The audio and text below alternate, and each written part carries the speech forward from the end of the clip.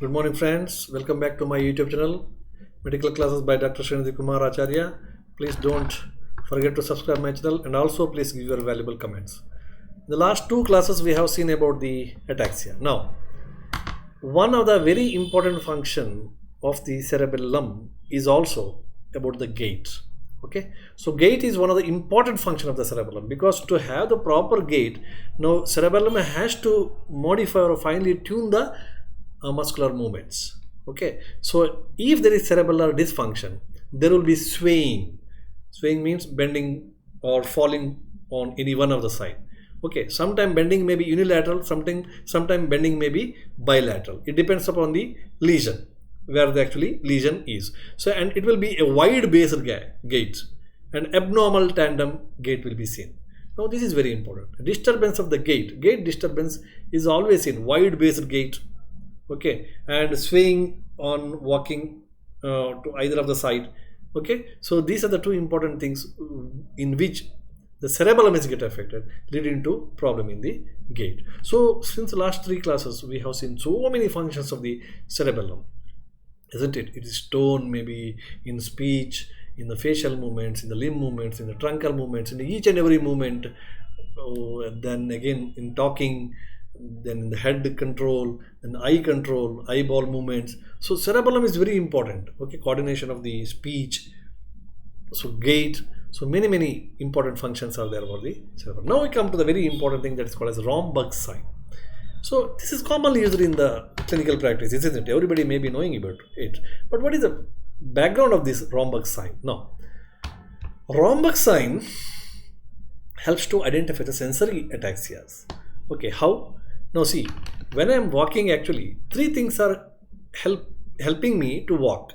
Number one is, I am walking, the position sense, joint sense is coming through the spinocerebellar or this proprioceptive tracts.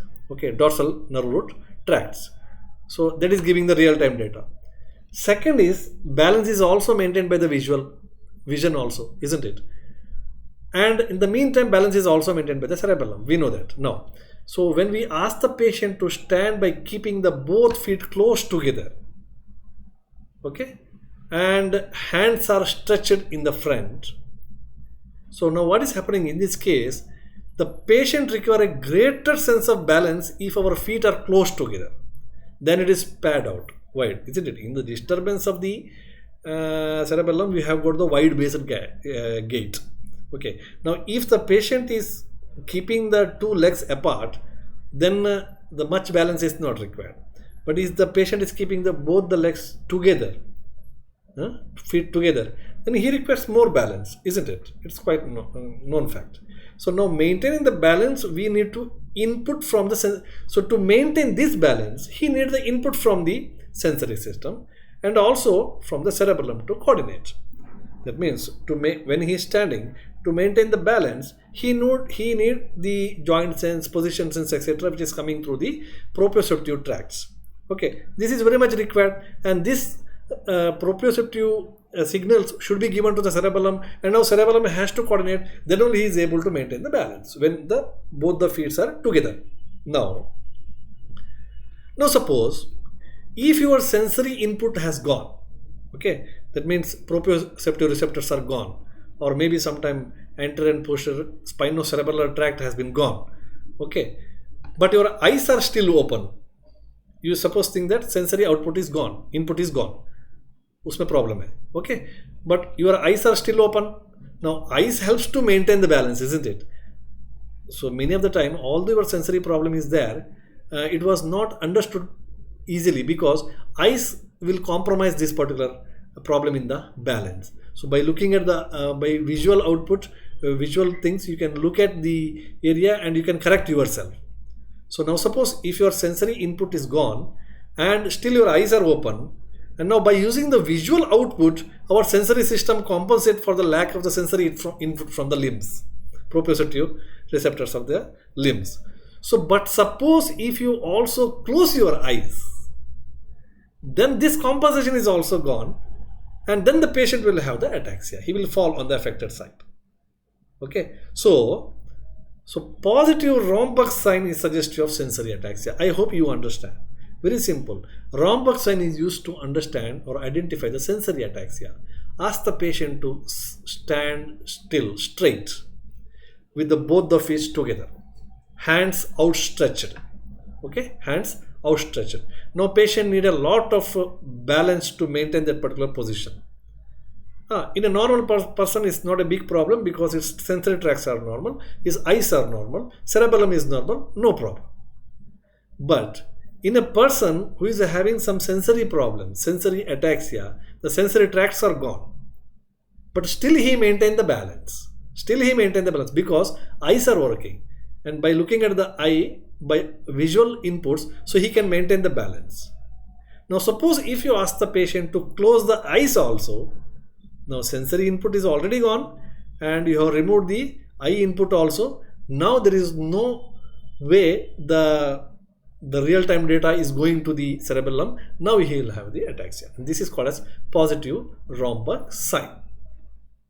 Okay, so this rhombus sign is helpful to identify the sensory ataxia. One of the routine things you will do it, isn't it? So this is how it works. Now suppose if the problem is in the cerebellum, that is cerebellar ataxia. Now how to identify this? Okay, although sensory is okay, sensory input is okay, and vestibular input is also okay, eyes are also open, that input is also okay. The information given by the sensory system is well coordinated at the cerebral level. Okay, but still, if the cerebellum is not okay, then it fails to coordinate. It failed to coordinate the final motor outflow as it is disease. This is we know. I told in the beginning also. That is, it is a cerebellum which finely tune, overshooting, undershooting, और इसको सब जो है avoid करता है.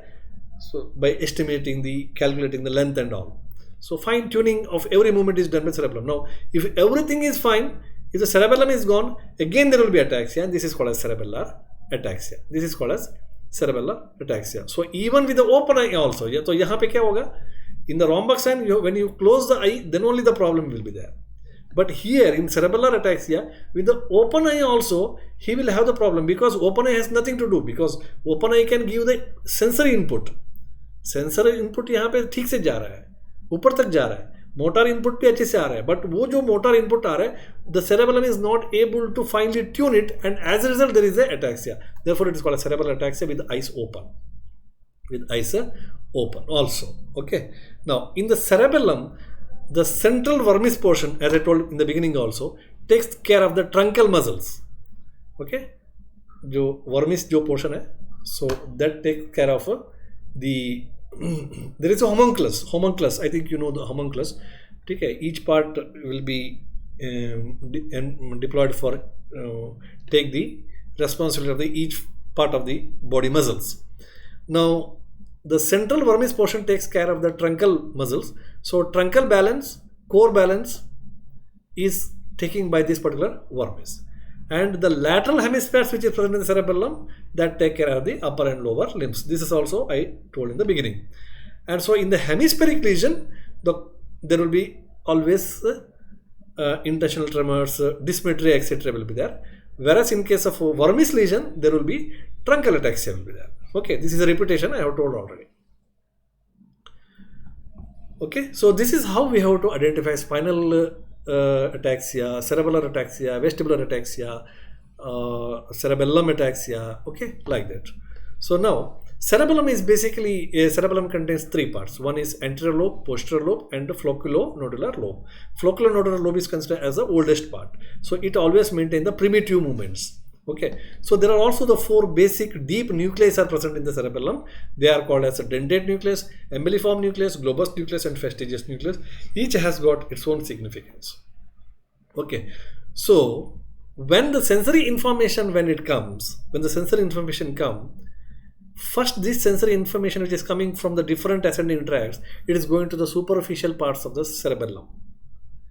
From the superficial part, it goes to the deep portion of the cerebellum. In the deep portion, we have got that four important nucleus: the fastigious, then vestibular nucleus, fastigious nucleus, globus, fastigious, embelliform, dentate, etc.